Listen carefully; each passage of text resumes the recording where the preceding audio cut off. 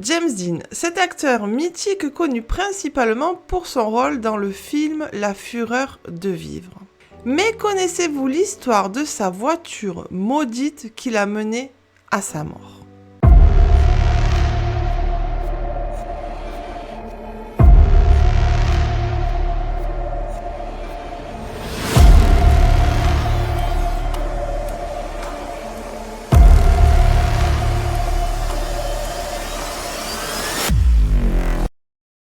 Bonjour à tous et bienvenue sur cette vidéo pour une nouvelle histoire paranormale. Alors c'est une histoire que je voulais vous raconter depuis un petit moment parce que c'est une des histoires paranormales qui m'a vraiment le plus marqué. Donc aujourd'hui, je vous la propose. You know what kind of drunken brawls those parties turn into? It's no place for kids. A minute ago you said you didn't care if he drinks. He said a little drink. You're tearing me apart! What? You say one thing, he says another, and everybody changes back again!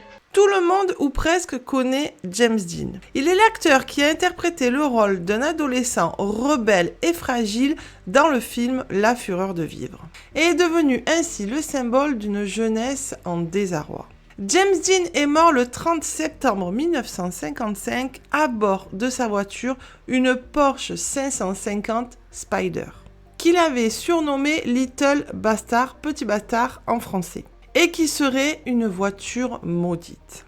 Nous sommes en 1955, James Dean vient de terminer le tournage du film À l'Est d'Éden, et il se met en tête de trouver la voiture de ses rêves. C'est en visitant un garage de Los Angeles qu'il la trouve. C'est une Porsche 550 qui va surnommer Little Bastard. Mais cette voiture laisse une mauvaise impression à tout son entourage. Alec Guinness, ami de James Dean, le prévient. Si tu te sers de cette Porsche, tu seras mort dans quelques jours. Ursula Andress, sa petite amie de l'époque, quant à elle, refuse catégoriquement de monter dans cette voiture. George Barris, son ami qui s'occupait de préparer toutes ses voitures, lui avoua qu'elle lui laissait une impression assez bizarre. Mais rien n'y fait, James Dean ne se laisse pas impressionner par ses mises en garde. Nous sommes dans les années 50, James Dean est en plein tournage du film La Fureur de vivre et la presse américaine est déchaînée. Car l'acteur américain vient de démentir en bloc devant les caméras une liaison qu'il aurait eue avec Maïla Nurmi, une actrice de films d'horreur à petit budget et membre d'une église sataniste. Maïla Nurmi est vexée et humiliée par les propos de James Dean devant les caméras. Et pour se venger, elle le menace de lui jeter un sort de magie noire. Elle annonce que la malédiction doit causer sa perte, celle de sa voiture qu'il vient juste d'acheter, sa Porsche 550, mais aussi celle des jeunes acteurs qui tournent avec lui. 30 septembre 1955. Accompagné de son ami et mécanicien Wolf Witterick, James Dean est au volant de sa Porsche Spider. Il se rend sur une course dans le nord de la Californie, mais il n'y arrivera jamais. Arrivé à un croisement sur la route de Salinas, une voiture lui coupe la priorité. Le choc est brutal et violent. Wolf Witterick tape le tableau de bord et est éjecté de la voiture. Il s'en sort miraculeusement. James Dean, lui, meurt sur le coup. Après l'accident, George Barris récupère l'épave de la voiture dans le but de la revendre en pièces détachées. L'épave est embarquée sur un camion et au moment du déchargement, elle glisse de la rampe et écrase le chauffeur qui meurt sur le coup.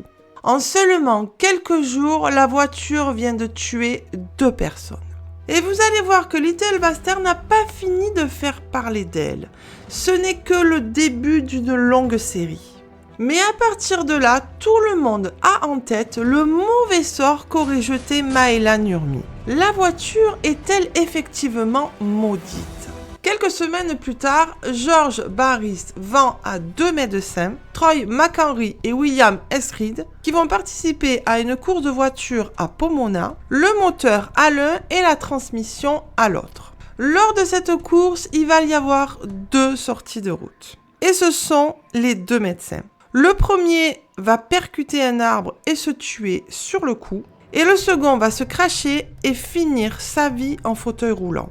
Un jeune fan de James Dean va acheter les roues de la Porsche 550 restées intactes après l'accident.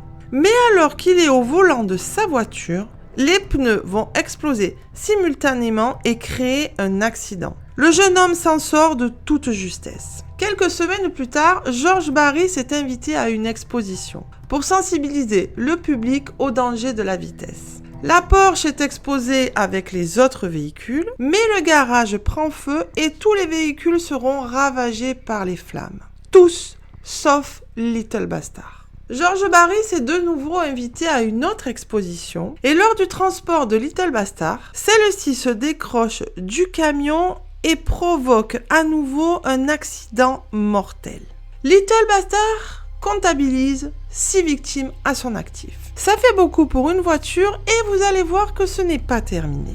Lors d'une kermesse locale, la voiture se retrouve suspendue en l'air. Mais celle-ci perd son capot, écrasant les jambes d'un adolescent de 15 ans. Nous sommes en 1956 sur la route 466 menant à Salinas. La voiture est sur une remorque en route pour un nouveau exposé. Mais le camion qui transporte Little Bastard va subir un grave accident. Le chauffeur du camion va s'en sortir indemne. Et inquiet du chargement, il va aller le vérifier. Et au niveau de la remorque, la Porsche va se décrocher et écraser le malheureux. En 1957 et 1958, 2 chauffeurs seront également victimes d'accidents mortels, alors qu'ils transportaient la Porsche. George Barris n'en peut plus et il ne veut plus entendre parler de cette voiture. Il décide de l'envoyer à la casse pour la faire détruire. Et il trouve un chauffeur courageux qui accepte de la transporter.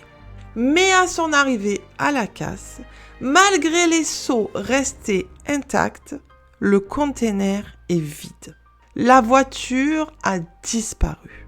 Encore aujourd'hui, la disparition de la Porsche Little Bastard de James Dean reste un véritable mystère. Quant aux autres acteurs de La Fureur de vivre auxquels Meyla Nurmi aurait également jeté un sort, Nick Adams meurt d'une overdose à l'âge de 36 ans le 7 février 1968. Sal Mineo est poignardé à l'âge de 37 ans le 12 février 1967. Et Natalie Wood se noie à 43 ans le 29 novembre 1981. Meyla Nurmi a peut-être bel et bien jeté un sort. Voilà les amis, cette histoire est terminée, j'espère qu'elle vous aura plu. N'hésitez pas à me mettre dans les commentaires si vous la connaissiez, ce que vous en avez pensé. Si le contenu de ma chaîne vous plaît, je vous invite à vous abonner. N'hésitez pas à commenter, à liker et à activer la petite cloche pour ne louper aucune vidéo. Je vous dis à très bientôt pour une prochaine vidéo paranormale. En attendant, portez-vous bien.